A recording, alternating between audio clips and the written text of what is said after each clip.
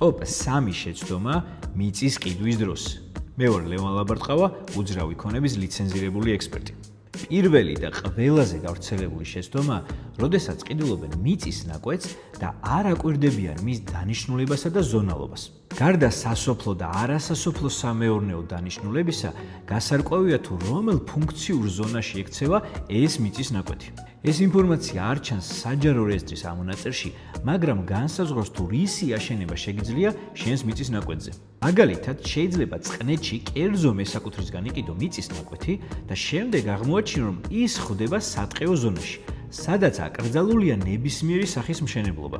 ვიდეოს ბოლოს კი გეტყვი, როგორ შეამოწმო ეს ინფორმაცია. მეორე გავრცელებული შეცდომა მიწის ყიდვა კოეფიციენტის გადამოწმების გარეშე. შესაძლოა ნაკვეთი ექცევდეს საცხოვრებელ ზონაში, თუმცა ჰქონდეს ძალიან დაბალი კოეფიციენტი და ამის გამო მოგიწიოს ერთსართულიანი სახლის აშენება 4 სართულიანის ნაცვლად.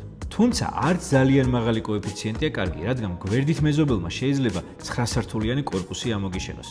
და მესამე გავრცელებული შეცდომა არის ზუსტი საზღვრების დადგენის გარეშე მიწის ნაკვეთის შეძენა. სამწუხაროდ საქართველოში გავრცელებულია აი ასეთი შეცდომა, სადაც შენს ნაკვეთზე გადმოსულია მეზობლის ღობე ან უარეს შემთხვევაში სახლის ნაწილი. ეს კი შემდეგ ხდება დავისა და კონფლიქტების მიზეზი.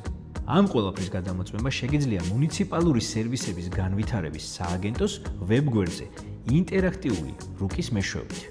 მულს კი კომენტარებში დავტოვებ.